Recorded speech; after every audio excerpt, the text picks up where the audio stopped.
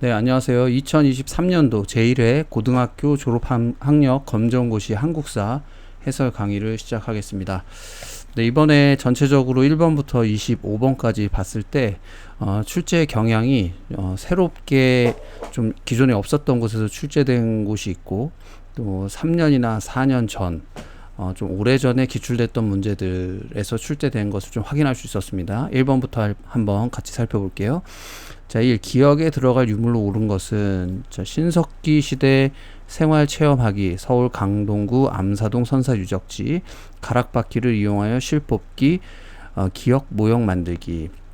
네, 정답은 빗살무늬 토기입니다. 빗살무늬 토기는 이렇게 밑이 뾰족하고 머리 빗는 빗으로 무늬를 표면에 낸 것 같다고 해서 붙여진 이름이죠.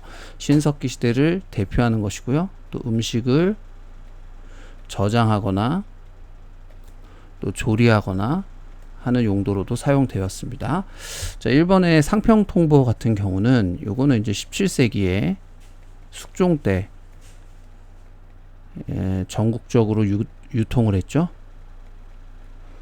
상당히 편리하잖아요. 허리춤에 이제 동전을 가지고 다니면 되니까. 그래서 이걸로 물품을 구입하거나 또 세금을 납부하기도 했죠. 그러다 보니까 이게 너무 편리한 거예요.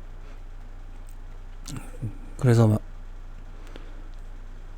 감춰놓고 했대요. 그래서 동전이 부족한 전황이라고 하는 가물황자를 써서 동전이 가물었다, 이런 증상이 나타나기도 했었죠.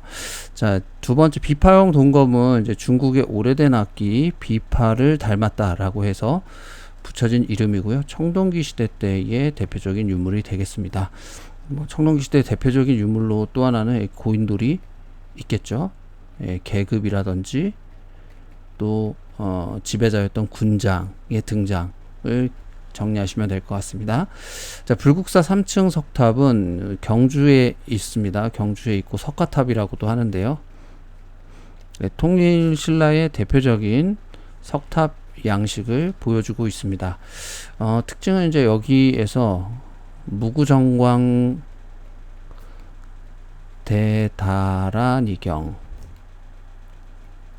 하는 그 당나무로 된 인쇄된 종이 같은 거죠. 일종의 그게 출토가 돼서 또 알려지기도 했었습니다. 자, 2번으로 넘어가 보겠습니다. 기억에 들어갈 내용으로 옳은 것은, 자, 기억에 들어갈 내용으로 옳은 것, 기억은 자, 법흥왕이네요. 법흥왕의 업적, 불교를 공인했고 금강가야를 정복했고, 불교 공인은 2차 돈의 순교하고 연결 지으시면 될 것 같고요. 그 결과 불교가 공인됐고 그만큼 어려웠다라는 뜻이죠. 김해에 있던 금강가야를 법흥왕이 정복했고, 대가야 같은 경우는 진흥왕 때 진흥왕이 정복을 하게 되죠. 여기에 들어갈 거는 율령반포가 되겠습니다. 율령반포가 이제 그 법흥왕의 중요한 업적이 되겠고요. 그 다음에 이제 훈민정음 창제는 조선시대 때 세종이 1443년에 창제를 하고 3년 후인 1446년에 반포를 했습니다. 세종대왕의 중요한 업적이 되겠고요. 그리고 이제 사신관 제도는 고려 때의 왕건, 태조 왕건 때 시행됐던 호족을 견제하려고 했었던 정책 중에 하나예요. 지역의 사신관으로 임명을 하고 그 지역을 좀 관리하게끔 했던 제도입니다. 전민변정도감은 공민왕 때, 고려시대의 공민왕 때에 토지를 그 원래 주인에게 돌려주고 노비를 양민으로 돌려놓기 위해 설치됐었죠. 또 신돈이 과감하게 등용이 돼서 개혁을 추진했죠. 네, 신돈도 제거되고 공민왕도 제거되면서 이제 고려의 개혁이 실패하게 됩니다. 정답은 1번이었고요. 다음 3번 문제로 갑니다.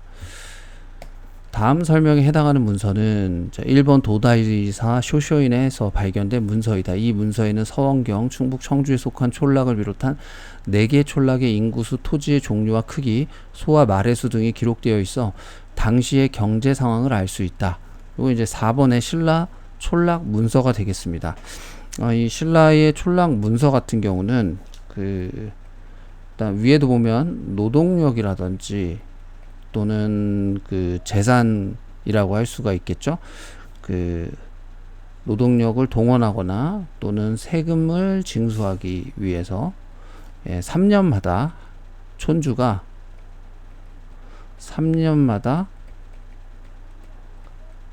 파악을 해요.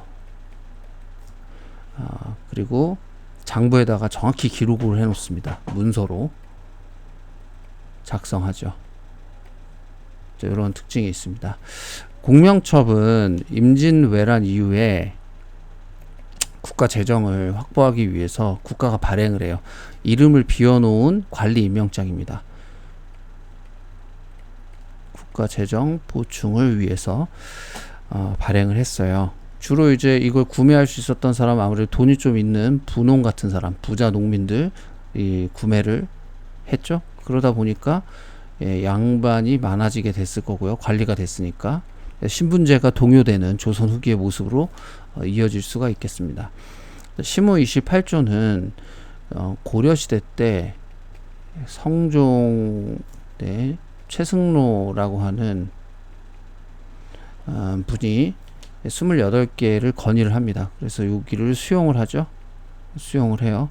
주로 이제 유교 정치 이념하고 관련된 것을 구현하기 위해서 건의를 했고, 이걸 수용하면서 고려 시대 때 처음으로 지방관이 파견됩니다.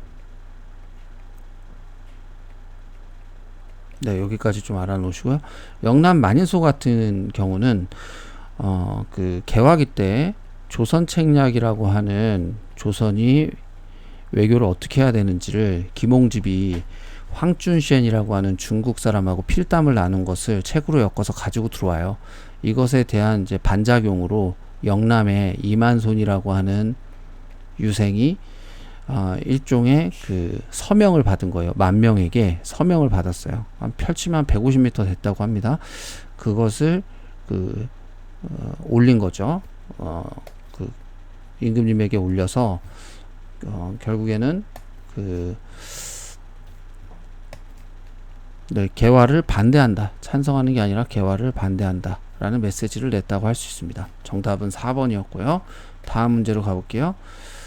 자, 기역에 들어갈 내용으로 옳은 것은 백제가 멸망됐어요. 660년이죠. 고구려가 멸망됐습니다. 668년이고 삼국이 통일된 건 676년이네요. 다 8년 차이네요. 여기서 여기도 8년.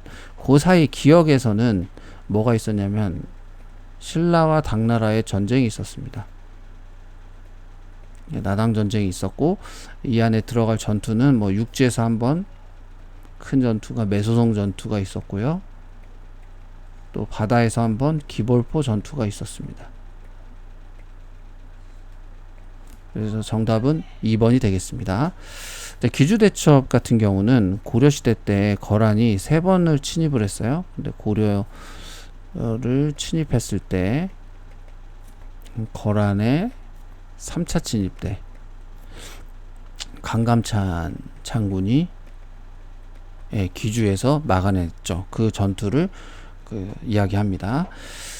그리고 봉오동 전투는 이제 일제 강점기 때 홍범도 장군이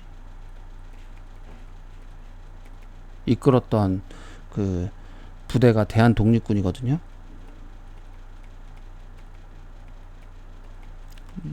자, 이 부대하고 뭐 최진동의 군무도독부나 국민회군 뭐 이런 부대하고 연합을 이루어서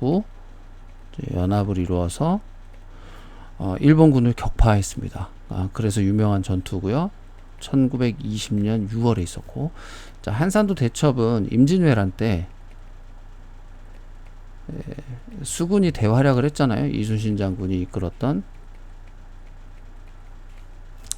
수군이 대활약을 했죠. 그래서 한산도에서 이겼던 전투가 되겠습니다. 그리고 뭐 옥포, 당포 같이 그 임진왜란 초기 때 승리했던 지역입니다. 정답은 2번이 되겠고요. 5번으로 갑니다. 자, 두 학생의 대화 내용에 해당하는 인물은 고려 승려로 해동 천태종을 창시하였지. 그래, 그는 교리 연구와 실천적 수행을 병행해야 한다는 교관 겸수를 주장하기도 했어. 교관 겸수, 천태종 창시. 네, 의천이네요. 의천. 1번의 김구 같은 경우는 이제 우리나라의 어떤 독립을 위해서 굉장히 앞장섰죠. 우선 대한민국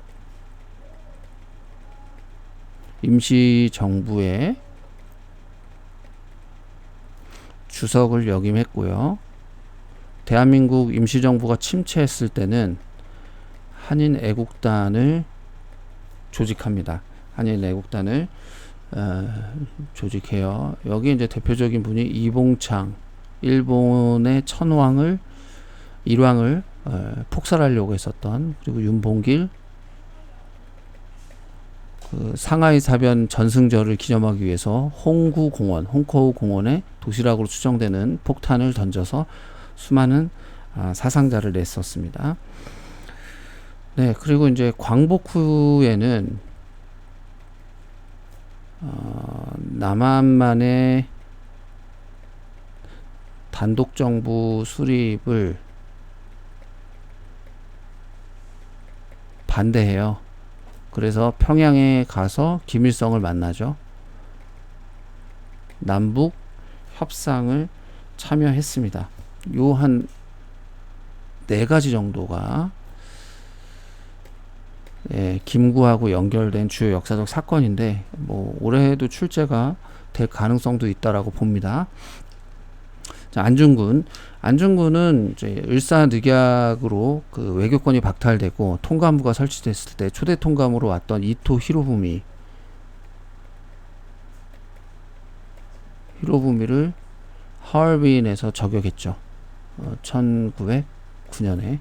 그리고 이제 감옥에 갇혀서 일제의 침략을 비판하고 이 동양 평화론이라고 하는 책을 저술했습니다. 자, 하얼빈 역에서. 자, 그리고 전태일은 1970년에 우리나라의 그 노동 환경이 굉장히 열악했어요. 그래서 이제 근로기준법을 준수하라 라고 외치면서 분신 자살을 했죠. 그래서 이때부터 노동운동이 좀 본격화되는 계기가 되었습니다. 그래서 노동운동 하면 또 전태일을 빼놓을 수 없죠. 평화시장이라고 하는 그 재단사로서의 일을 하면서 어린 소녀공들이 그 작은 공간에서 굉장히 오랜 시간 일하면서 뭐 피를 토하고 이런 일 때문에 있었습니다. 자, 6번으로 넘어갑니다. 다음 내용이 원인이 되어 일어난 사건은 명성황후 시해 사건, 단발령 실시. 네, 이로 인해서 이제 을미의병이 일어나게 되죠. 1895년이 되겠습니다. 을미의변에 앞장섰던 이제 사람들은 유인석이라든지 뭐 이소응이라든지 이런 양반 유생들이 이렇게 했고요. 그래서 이제 그 단발령을 취소해요, 고종이. 그리고 해산을 권고하니까 또 자발적으로 해산하기도 했었습니다. 자, 갑신정변은 1884년에 개화파 중에서 급진개화파들이 중심이 되어서 일으켰던 운동이죠. 근데 이제 처음에 취지는 좋았지만 근대 국가를 지향했지만 또 3일 만에 청나라 군대의 개입으로 실패했습니다. 이유는 여러 가지가 있겠지만 급격한 개혁은 이제 민중의 지지를 끌어내지 못했다는 그 한계가 있고요. 또 일본에 의존했다라는 비판도 받습니다. 병자호란은 1636년에 있었고요. 이거는 청나라 후금이 청나라로 국호를 바꾸고 군신 관계를 요구해 와요. 우리가 신하가 될 수 없잖아요. 그래서 거부합니다. 이걸 받아들이지 않아요. 거부하자 직접 청태종이 왔고 남한산성에서 인조가 40여일을 저항합니다. 그리고 마침내 항복하고 삼전도에서 굴욕적인 항복의 예를 취하죠. 군신관계도 수용했고요. 그 다음에 무신정변은 고려시대 때 그 무신에 대한 차별이 원인이 되었습니다. 차별이 원인이 되었고 그 각종 공사에 좀 동원된다든지 이것에 좀 불만을 품었던 무신들, 뭐 정중부라든지 이의방이라든지 이런 인물들이 문신을 제거하고 의종을 폐위합니다. 그리고 이제 자신들이 직접 집권을 해서 정치를 하죠. 자, 7번으로 넘어가겠습니다. 7번. 기억에 들어갈 내용으로 옳은 것은 고려 광종이네요. 광종의 정책, 기업과 과거제, 노비안건법입니다. 노비안건법은 뭐 본래 양인이었다가 억울하게 노비된 사람들을, 양인인데 노비된 사람들을 다시 양민으로 좀 돌려보내겠다, 이런 취지가 되겠습니다. 정답은 2번이고요. 신문지법은 1907년에 제정됐고, 이로 인해서 이제 일제가 우리의 언론들을 굉장히 위축시키는 계기가 된 법이라고 할 수 있고요. 치안유지법은 1925년이죠. 이것도 일제가 사회주의자들을 탄압하기 위해서 발표한 법이고요. 국가총동원법은 1938년에 중일전쟁이 1년 전에 일어나고, 이제 우리나라의 인적, 물적 자원을 모두 수탈해 가기 위해서 제정된 법입니다. 네, 그 다음 8번으로 갑니다. 다음 사건이 일어난 시기에 대한 설명으로 옳은 것은 홍경래난 임술 농민 봉기, 1800년대부터 1860년대까지는 세도 가문이 권력을 독점했을 시기예요. 그래서 정답은 2번이 되겠습니다. 자, 1번 같은 경우 권문세족이 농장을 확대한 것은 고려시대 때에 원나라 간섭기가 있어요. 네, 원나라 간섭기 때 있었고요. 이때 이제 뭐 대농장을 차지한다든지, 뭐 음서통의 관직을 진출한다든지, 또 도평 의사사를 장악해서 국정을 좌우한다든지, 이런 것들을 했고요. 3번에 진골 귀족들이 왕의 쟁탈전을 벌인 것은 이제 신라 말기에 해공왕 36대 왕인데, 해공왕 이후에 한 150여 년간 20여 명의 왕이 교체됩니다. 굉장히 혼란했다는 거예요. 그래서 왕위 쟁탈전이 치열하게 벌어졌다라는 거고요. 일제가 황국 신민화 정책을 추진했다. 황국 신민화 정책 같은 경우는 이제 황국 일제 강점기 때가 되겠죠. 한국 신민 서사를 암송시키거나 일왕에게 충성하라는 거죠. 그리고 신사에다가 절하도록 하는 신사참배를 하거나, 일본의 일왕이 있는 성을 향해서 인사를 하는 궁성요배나 이런 것들이 있었고요. 그리고 김씨가 아니라 나카무라, 이런 식으로 성을 바꾸는 창씨 개명, 다 한국 신민화 정책의 일환으로 추진됐다고 할 수 있습니다. 자, 9번으로 갑니다. 9번, 기억에 들어갈 내용으로 가장 적절한 것은 고려 양인 중 기억에 대해 알려주세요. 과거 응시와 거주 이전에 제한이 있었다. 일반 군현민에 비해 많은 세금을 부담해야 했다. 향소 부공민입니다. 주로 이제 향 부공민은 농사에 종사했고, 소는 수공업이나 광업에 종사했다고 합니다. 노비 같은 경우는 이제 천민 대다수를 차지했고, 네, 매매라든지 증여나 상속이 가능해요. 인간 물건으로 취급을 받은 거예요. 향리는 지방 행정을 담당했었죠. 중류층이에요. 고려에서 지방 행정을 담당했고요. 하급 장교도 중류층입니다. 고려의 중류층. 네. 그 다음에 10번으로 넘어가 보죠. 다음에 설명하는 조선의 교육기관은 사림의 주도로 설립되기 시작했고 지방 양반의 권위를 강화하는 역할을 했고 서년에 대한 제사와 학문 연구 및 교육을 담당했다. 이거 뭐 서원이네요. 서원. 그래서 뭐 최초의 서원은 풍기 군수 주세붕이 만든 백운동 서원.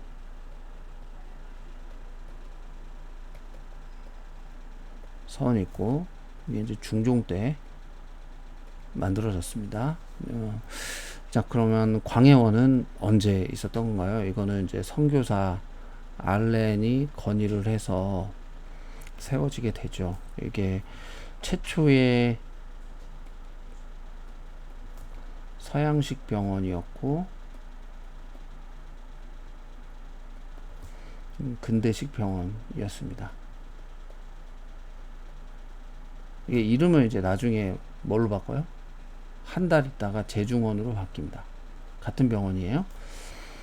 자, 그 다음에 우정총국은 오늘날로 치면 우체국이고 이게 그 1884년에 설치가 됐다가 갑신정변으로 폐쇄가 돼요. 폐쇄가 됐다가 다시 이제 그 을미개혁 때 우체사라는 것을 설치해요. 을미개혁 때. 그리고 우편 업무를 다시 재개하게 되죠.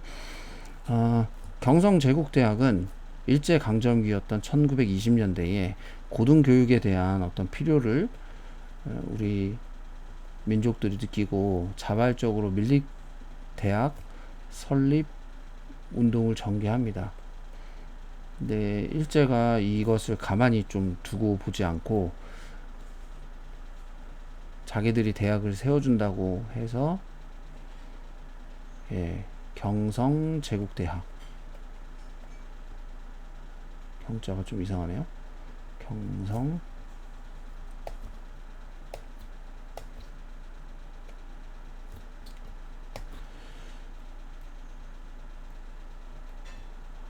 경성제국대학을 1924년에 세우고 고등교육의 어떤 그 열망을 무마시켰다라고 정리할 수 있겠습니다. 그래서 정답은 1번이 되겠고요. 11번으로 갑니다. 기역에 들어갈 용어로 옳은 것은 조선에서는 사헌부 사관원 홍문관에 기역을 두어 정사를 비판하고 관리의 비리를 감찰하게 하여 권력의 독점과 부정을 방지했다.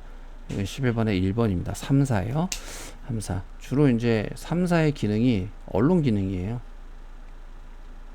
언론의 주요 기능이 이제 권력 견제가 되겠죠.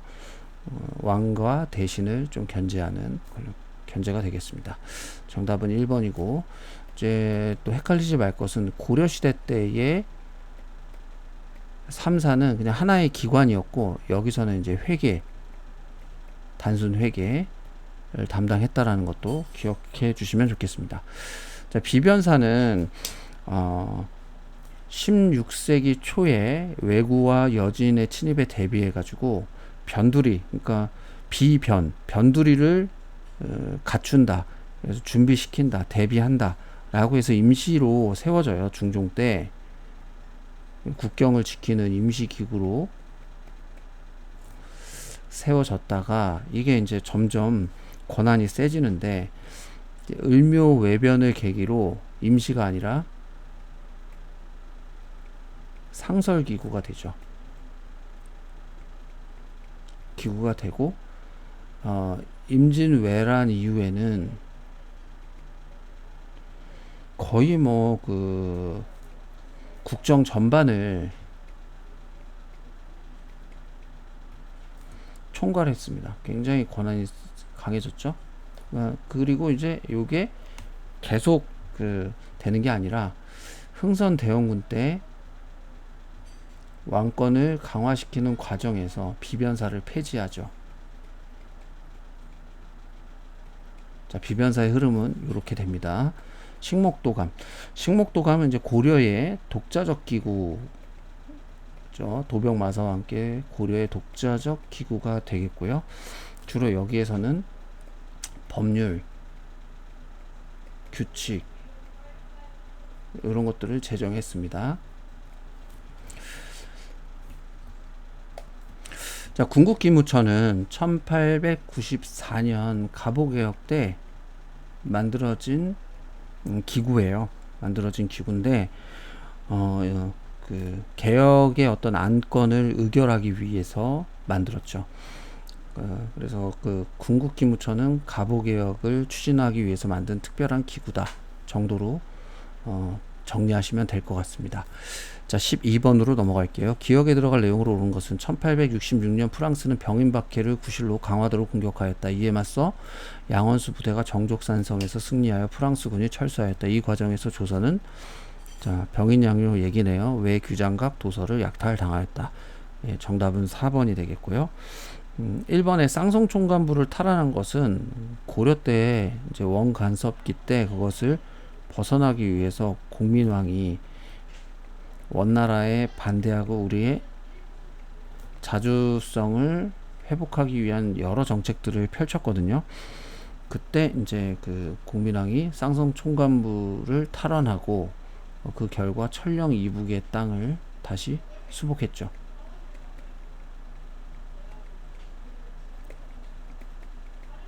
수복했고요.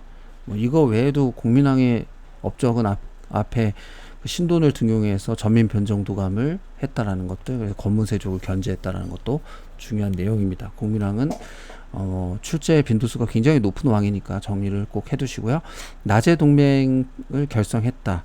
이거는 이제 나제 동맹은 신라하고 백제인데 상대적으로 고구려가 강했던 5세기 때 동맹을 맺은 거고요. 신라의 눌지왕 하고 백제의 비유왕, 여긴 백제입니다. 433년에 나제 동맹을 맺습니다. 백두산 정계비는 조선 숙종 때 그 청나라하고 조선하고 국경 분쟁이 있었어요. 왜냐하면 만주 일대가 청나라는 자기 출발지거든요. 민족의 출발지니까 아무나 막 들어가서 농사짓고 하는 것에 대해서 그 막는 들어올 수 없는 명령을 내려요. 근데 우리는 우리가 살던 지역이니까 들어가서 농사도 짓고 하겠죠. 이 국경 분쟁을 해결하기 위해서 양 국가의 관리가 백두산에 올라가서 세운 비석입니다. 1712년 해결 위해서 세웠죠. 그래서 기록을 보면 서쪽으로는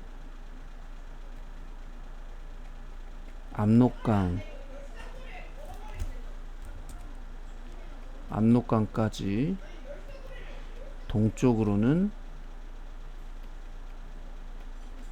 토문으로 한다. 이런 내용이에요. 근데 이 토문에 대한 해석이 청나라는 두만강으로 본 거고 우리는 송화강이라고 그 압록강 백두산에서 이렇게 북쪽으로 내려다 보이는 백두산에서 뻗어나가는 그 강이다라고 이야기합니다. 그런 차이가 있어요. 자, 하여튼 백두산 정계비는 조선 숙종 때 국경 분쟁 해결을 위해서 세운 비석이다 라는 것들 정리하시면 되겠습니다. 뒷장으로 가볼까요? 자, 13번입니다. 다음 질문에 대한 학생의 답으로 옳은 것은 이라고 했어요. 자, 한국사 골든벨이네요. 동학 농민군이 탄과놀이 처벌, 조세제도 개혁, 사회적 악습 폐지 등을 위해 설치한 농민자치기구는 무엇입니까? 직광소입니다. 이제 전주 화약이 체결되고 농민군이 자체적으로 이제 해산합니다. 그리고 자체적으로 여러 개혁들, 여기 뭐 탄과놀이 처벌, 조세제도 개혁, 사회적 악습 폐지 이런 내용들을 내세웠죠. 그리고 뭐 여기 하나 더 추가한다면 신분에 대한 차별을 철폐하자라는 내용도 들어간다고 하겠습니다. 자, 이런 모든 것은 이제 패정개혁 12개조 안에 들어가 있어요. 이것을 이제 직광소에서 자체적으로 추진한 거죠. 정답은 1번이고 성균관은 이제 조선의 서울에 소재한 최고 학부라고 할 수 있어요. 최고 학부의 국립교육기관. 요거는 교육기관 한번 정리를 하시죠. 신라의 국립교육기관은 국학이 있었고요. 그리고 고구려의 국립교육기관으로는 태학이 있었습니다. 그리고 발해는 주자감이 있었고요. 고려는 국자감이 있었어요. 그리고 조선은 성균관이 있습니다. 네, 요거는 한번 국가가 세운 국립교육기관으로서 여러분들이 한번 기억해 놓으면 좋겠습니다. 자, 국문연구소는 1907년에 개화기 때 여기에서 이제 주시경이라든지 지석영 이런 인물이 우리 말과 글을 연구했죠.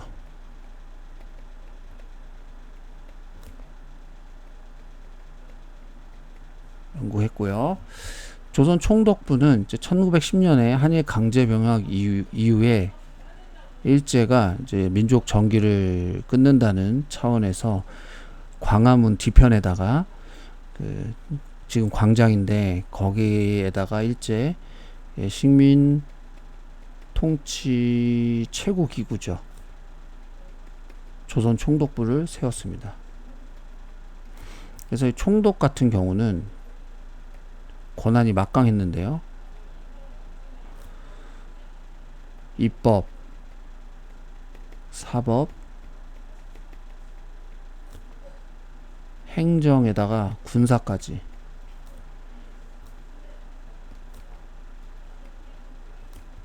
모든 권한을 행사했다.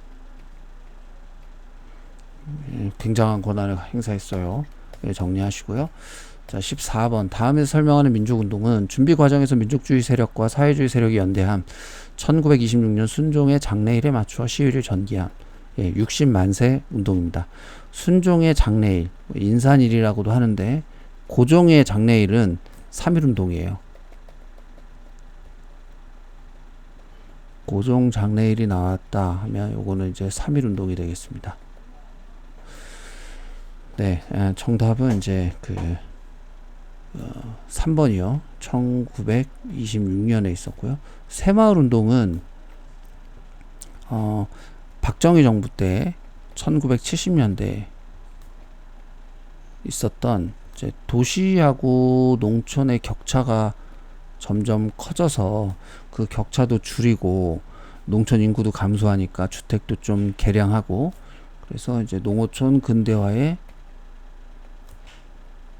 기여했다고 볼 수 있습니다. 또 부정적으로는 당시 이제 유신 체제 유지에 이용됐다라고 비판하는 학자들도 있습니다. 자, 서경천도 운동은 고려 시대 때의 묘청과 정지사항이 중심이 돼서 수도를 개경해서 서경으로 옮기자라고 하는 거예요. 여기에는 이제 풍수지리설이 반영이 되겠고요. 특징은 독자적 연호 사용이라든지 또 당시 금나라를 금국을 정벌하자라든지 이런 주장들을 펼쳤습니다. 그 다음에 5.18 민주화 운동은 이제 1980년에 있었던 운동이죠. 광주에서 신군부가 공수부대를 보내서 시민들을 탄압을 하자 시민들도 시민군을 꾸리죠. 네, 이제 무력 진압을 통해서 시민군은 이제 다 진압이 됐지만 이때 했던 여러 기록들은 세계 기록유산에 등재되어 있습니다. 그래서 우리 민주화의 상징이라고 할 수가 있겠습니다. 5.18 민주화 운동이었고요. 자, 15번으로 갑니다. 기억에 들어갈 내용으로 옳은 것은 1910년대 일제의 무단 통치에 대해 알려주세요. 교사도 제복을 입고 칼을 차게 했어요. 그리고 4번 헌병 경찰 제도를 실시했어요. 이게 이제 대표적인 게 있고 그리고 뭐 추가로 더 쓰자면 직결 처분 재판을 받지 않고 직결로 처분한다든지, 그리고 때릴 수 있는 태형이 좀 가능했고, 또 당시에 언론, 출판, 집회, 결사의 자유도 박탈했습니다. 자, 골품제는 이제 신라 시대 때의 어떤 폐쇄적인 신분 제도라고 할 수가 있겠어요. 그러니까 능력에 따라서 관리가 되는 게 아니라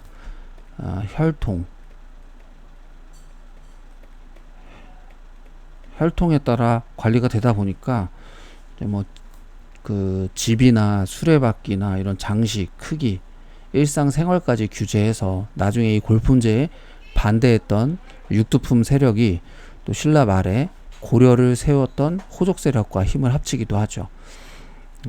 자, 삼청교육대를 실시했어요. 요건 이제 1980년에 국보위라고 해서 이제 전두환이 전국에 비상계엄을 내리고 국가보위비상대책위원회라는 것을 만들어요. 국가보위비상대책위원회.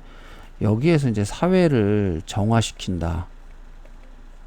정의사회 구현이 이제 나중에 이 정부의 구호이기도 했었죠.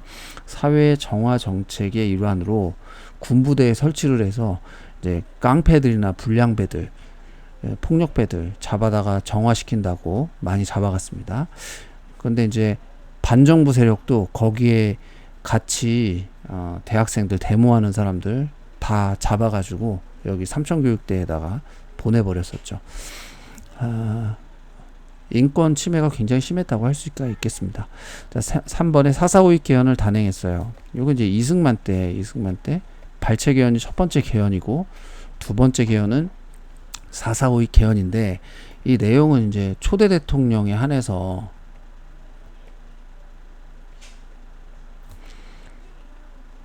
중임 제안을 철폐한다 라는 거예요.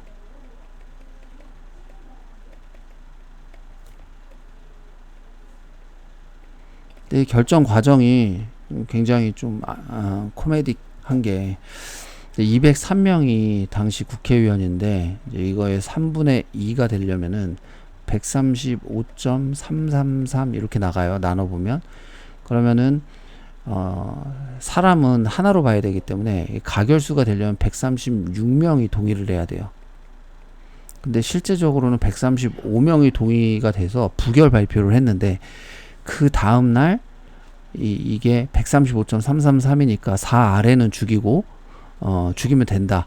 이 사사오입의 논리를 가지고 와가지고 다시 가결로 뒤집습니다. 그래서 이 개헌이 사사오입 개헌이라고 이름이 붙게 된 거예요. 이걸 보면서 지식인의 역할에 대해서도 좀 한번 생각해 볼 만한 겁니다. 그래서 한 번 더 대통령을 하시죠. 자, 16번입니다. 기억에 들어가 인물로 오른 것은 1932년 일제는 홍코우 공원에서 상하이 사변의 승리를 축하하는 기념식을 열었다. 이때 누가 폭탄을 던져 일본의 군 장성과 고관들을 처단하였다. 이를 계기로 중국 국민당 정부는 한국 독립운동을 적극 지원하게 되었다. 윤봉길입니다. 한인애국단에 소속돼 있었죠. 한인애국단은 김구가 만들었습니다. 임시정부 침체를 타개하기 위해서 만들었습니다. 아마 요게 이제 1932년 4월 정도였고요. 자, 이련은 고려 때에 삼국유사라고 하는 역사책을 지어서 유명해졌고요. 그리고 알려졌죠. 이련은 초성이 다 이응이잖아요. 이응. 그리고 이제 김부식의 고려 때 또 하나 걸출한 인물이었던 김부식이 삼국사기를 쓰거든요. 이 두 개가 이름이 비슷해가지고 좀 헷갈렸는데, 저는 요거 안 헷갈리는 방법을 제가 알려드릴게요. 삼국유사는 여기 이응이 들어가고요. 이응이. 삼국사기는 이응이 없습니다. 그러니까 이응이 없는 건 김부식이고 이응이 있는 건 이련이에요. 삼국유사. 여기서 이제 당군 이야기를 최초로 언급했죠. 그래서 더 알려진 역사책이기도 합니다. 김유신은 이제 삼국 통일의 과정에서 백제를 나당 연합군이 멸망시키려고 할 때, 그때 이제 신라의 대표 장수로 출전을 했고, 계백하고 한판 붙죠. 어디에서? 황산벌에서. 그래서 계백과 오천 결사대를 패배시킨 장수입니다. 황산벌 전투에서요. 정약용은 조선 후기 때 대표적인 실학자라고 할 수 있어요. 그래서 토지개혁론도 여전론, 마을이 공동으로 농사를 짓고 분배하자 노동에 따라서 그런 여전론을 주장하기도 했고, 책으로는 뭐 경세유표라든지 목민심서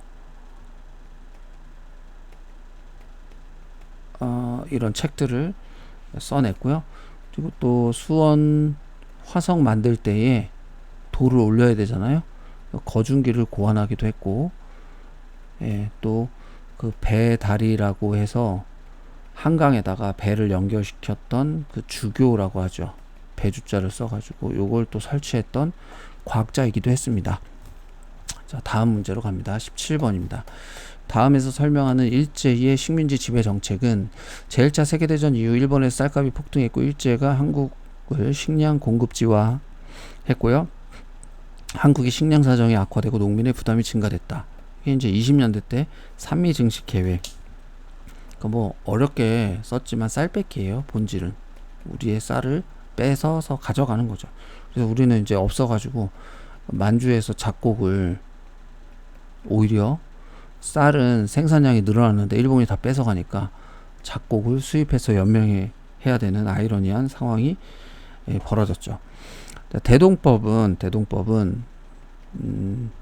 조선 후기 때 집집마다 내던 것을 토지 결수에 따라서 세금을 걷는 방식이 바뀐 겁니다.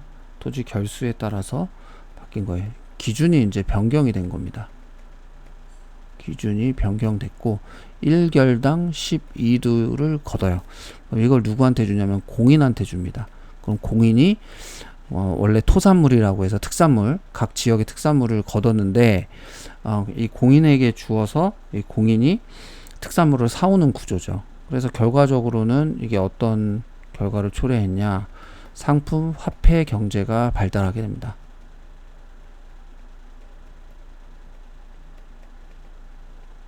여러 지역의 경쟁이 됐으니까요.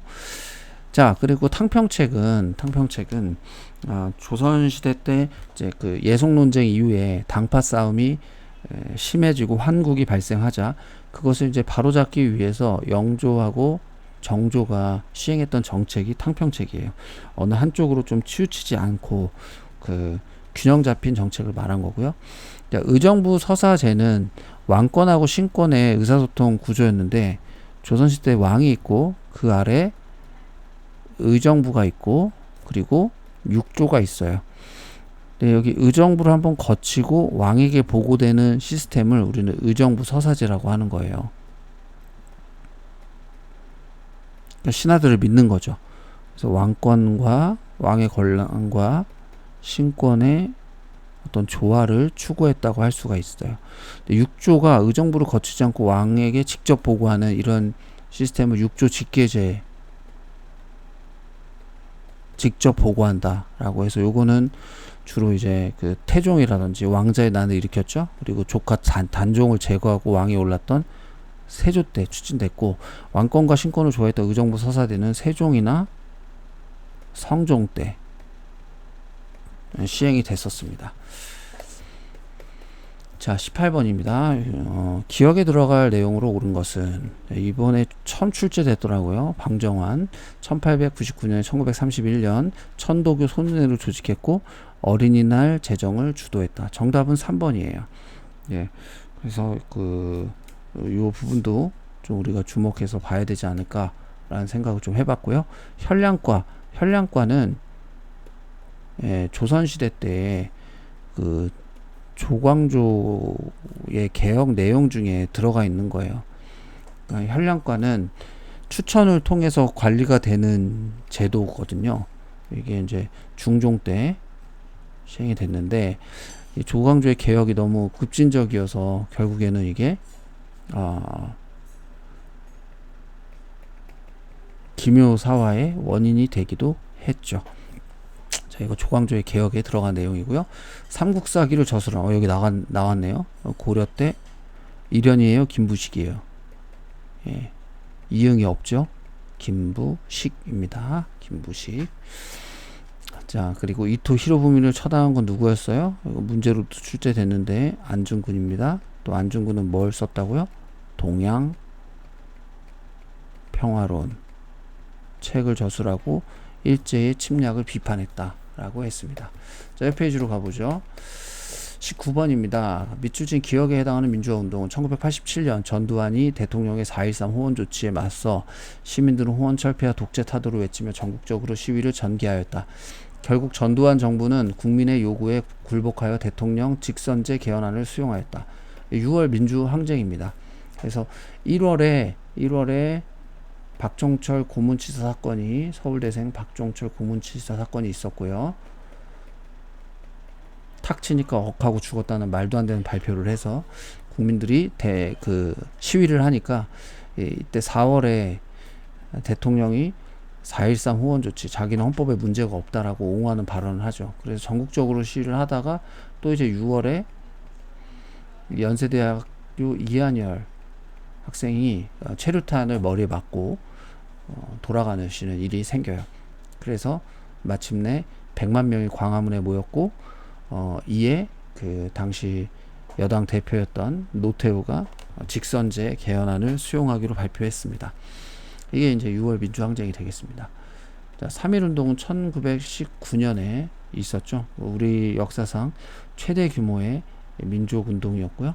이제 도시에서 농촌으로 확산됐고, 처음에는 비폭력으로 만세만 불렀는데 너무 탄압이 심하니까 저항의 측면에서 폭력으로 맞대응하게 됐다 라는 부분들을 기억하시면 될 것 같습니다. 이 계기로 이제 대한민국 임시정부가 수립되게 되는 계기가 되기도 했습니다. 그리고 통치 스타일이 무단 통치에서 문화 통치로 바뀌는 계기가 됐던 운동이기도 했어요. 국채보상 운동은 1907년에 서상돈이라는 분이 대구에서부터 국채보상 기성회라고 하는 것을 만들어요. 그렇게 해서 남자는 뭐 금연하고 여자는 뭐였어요? 가락지하고 비녀 같은 것,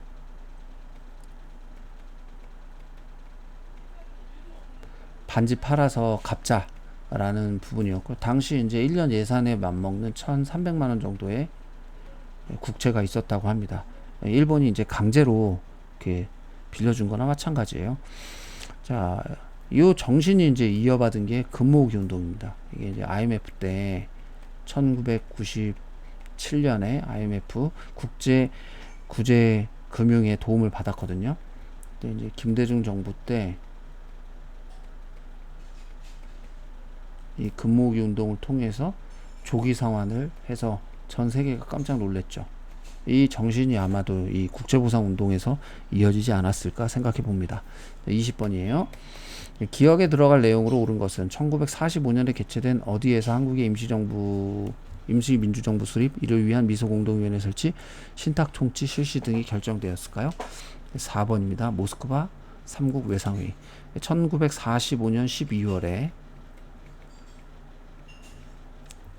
있었던 회의입니다. 미국, 영국, 소련 이 세 나라가 모스크바에서 모였죠. 그래서 정한 내용들이 여기 있습니다. 대표적인 거예요. 근데 이것이 이제 우리나라에 보도될 때 신탁 통치만 부각돼서 보도를 했고, 또 미국은 즉시 독립을 주장했다. 이런 이제 결정의 내용이 그대로 보도된 게 아니라 왜곡 보도가 되면서 일종의 가짜 뉴스죠. 그래서 좌우가 대립하고 이걸 지지하냐 반대하냐에 따라서 극심하게 대립이 심해졌습니다. 그래서 초대 정부가 수립되기까지의 진통이 상당히 컸었죠. 신민회는 애국 개몽 운동의 단체인데요. 1907년에 안창호, 양기탁, 이런 분들이 중심이 돼서 일종의 이제 비밀 결사로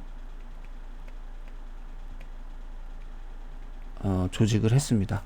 여기에서 의미 있었던 것은 이제 공화정, 국민의 대표를 국민의 손으로 뽑는 공화정을 주도했고, 또 그 대성학교라든지 오산학교 같은 민족 지도자를 양성하는 교육기관들을 좀 세웠고요. 그리고 무엇보다 이제 독립운동 기지를 건설하는 부분들을 이야기했어요. 이 독립운동 기지 건설을 이야기한 것은 신민회가 비폭력적인 방법뿐만 아니라 폭력적인 방법까지 염두에 두고 했다라는 거예요. 그래서 신민회는 폭력적인 방법과 비폭력적인 방법을 함께 추구했던 그 단체였다라고 할 수가 있겠습니다. 조선물산 장려회는 1920년에 평양에서 조만식이 세웁니다. 설립을 해요. 그래서 물산 장려운동 같은, 이제 조선 사람은 조선 거 써야 된다, 지금으로 치면 국산품 애용하자라는 운동을 펼치게 되죠. 자, 그리고 화백회의는요, 화백회의는 신라시대 때의 귀족회의예요. 근데 방식이 만장일치제였습니다. 만장일치의 형태로 있었던 귀족 회의 기구가 화백회의가 되겠습니다. 신라의. 고구려에는 뭐 제가회의나 백제 정삼회의 같은 회의도 귀족회의 기구라고 할 수가 있겠습니다. 21번입니다. 다음 전쟁의 결과로 옳지 않은 것은 1950년 6월 25일 북한의 남침으로 발발하였다.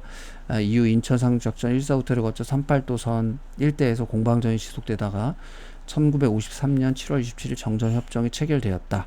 이거 이제 6.25 전쟁의 내용이네요.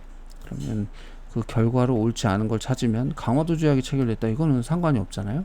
남북 분단이 고착되었다, 많은 군인과 민간이 희생되었다, 이산가족과 전쟁 고아가 발생했다. 강화도 조약은 이제 1876년에 체결됐고, 이건 이제 최초의 근대적 조약이었죠. 일본하고 조선이 체결한.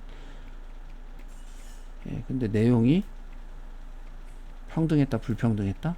굉장히 불평등했죠. 주권 침해적인 요소, 치외법권이라는 것이나 해안 측량권이라든지 이런 것들은 주권을 침해하는 거였다. 조선과 일본과 체결했다. 자, 22번으로 넘어갑니다. 기억에 들어갈 내용으로 옳은 것은 박정희 정부의 정책, 베트남 파병, 7.4 남북 공동성명 발표, 그리고 1, 2, 3, 4번 중에서는 유신 헌법을 제정했다라는 게 되겠습니다. 별기군 창설은요, 이제 개혁을 위해서 정부가 1880년대 초반에 통리기무아문이라고 하는 기구를 창설해요. 여기에서 이제 신식 군대로 세운 게 별기군입니다. 총도 지급하고 또 옷도 맞춰주고 한 거죠. 별기군 창설 1881년에 창설을 했습니다. 독서상품과는 신라시대 때의 그 원성왕 때 너무 이게 혈통에 따라서만 하니까 그렇게 하면 안 되겠다. 유학 교육에 따라서 능력 위주로 한번 뽑아보자. 책을 읽혀가지고 그 관리를 선발해보자 라고 했는데 누가 반대했을까요? 그렇죠. 골품 제를 지지했던, 또 혜택을 누렸던 진골귀족 반발로 실패합니다.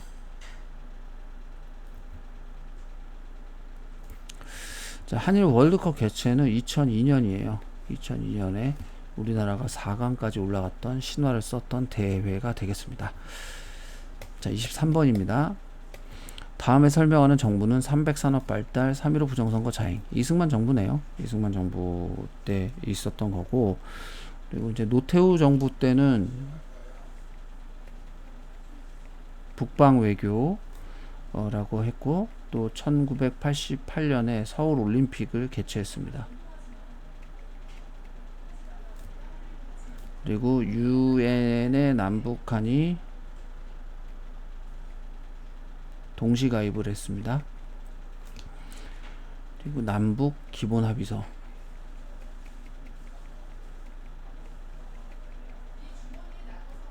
기본 합의서를 채택하기도 했습니다.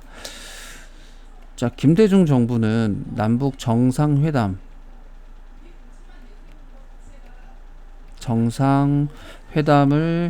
2000년에 됐고요. 그리고 요거는 6.15 남북 공동선언, 남북 공동선언을 발표하죠. 그래서 그것을 또 인정받아서 노벨 평화상도 받았습니다.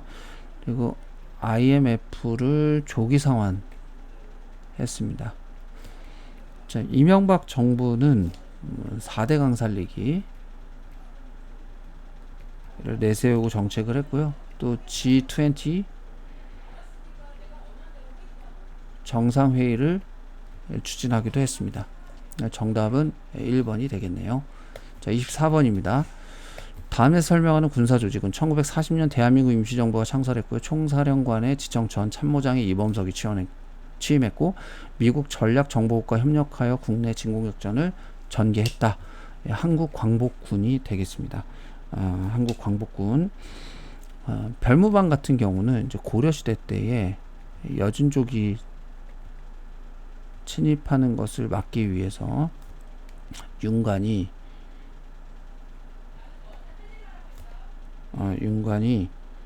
그 별무반을 만들어요. 그래서 여진을 정벌하죠. 예. 그리고 동북구성을 쌓죠. 키워드예요. 윤관, 별무반, 동북구성. 이렇게 좀 기억하시고요. 삼별초는 이제 그 고려 때에 강화도로 정부가 몽골이 침입했을 때 가잖아요. 근데 거기서 이제 다시 육지로 돌아올 때 육지로 오지 않고 강화도에서 진도로 갔다가 제주도로 가면서 몽골에 저항을 했었던 자주적인 어떤 저항의 상징이었던 삼별초가 있고요. 장영영은 정조 때의 그 개혁 정책의 일환으로서 왕의 친위 부대입니다. 그러니까 이제 조선 후기 때, 정조 때 왕의 친위 부대로서 장영영이 있으니까 든든했겠죠. 왕권 강화에도 기여했을 것이고요. 자, 마지막 문제입니다. 25번. 기억에 들어갈 내용으로 옳은 것은 김영삼 정부 시기의 경제 상황이네요. 경제협력개발기부 가입했고 외환위기가 발생했고, 자, 금융실명제를 실시했죠. 그래서 이때 당시 이 전만 해도 통장 만들기가 엄청 쉬웠는데 이 금융실명제 실시가 되면서 통장 만드는 게 굉장히 좀 어려워졌습니다. 자, 당백전 발행은 흥선 대원군 때 왕권 강화를 위해서 경복궁을 다시 세우려고 했던 경복궁 중건 사업에 재정이 많이 필요했어요. 그래서 공사비를 마련하기 위해서 화폐가 그 100배의 가치가 있는 화폐를 발행했어요. 당백전. 당연히 이제 인플레이션이 좀 올 수 있었겠죠. 방공령 선포는 이제 일본 상인들이 강화도 조약 체결 이후에 곡물을 많이 사가지고 갔어요. 곡물을 사들여 가다 보니까 정작 이제 우리는 가격이 엄청나게 인상이 되고 어려워지게 된 거죠. 그래서 이제 곡물을 나가지 못하도록, 곡물을 수출하지 못하도록 명령을 내린 것이 방공령이에요. 자, 우리는 이제 한 달 전에 알리고 방공령을 했는데 이제 일본은 알리지 않았다라고 해서 우리가 다시 취소하고 배상금을 물어주게 됐죠. 자, 그 다음 세 번째 진대법입니다. 진대법은 고구려의 고국천황 때에 시행됐던 빈민 구유를 위한 재상 을파소가 건의를 했고, 내용은 이래요. 춘대 추납이라고 할 수가 있겠는데요. 봄에, 어려운 봄에 곡식을 빌려줘요. 그리고 추수기였던 가을에 다시 회수하는 이런 제도입니다. 근데 정신이 중요해요. 빈민 구휼. 이게 나중에 이제 뭘로 이어져요? 고려시대 때 의창으로 이어집니다. 또 같이 알아두시면 좋겠습니다. 자, 고생 많이 하셨고요. 여러분들 검정고시 공부에 도움이 좀 되면 좋겠다는 바람입니다. 네, 감사합니다.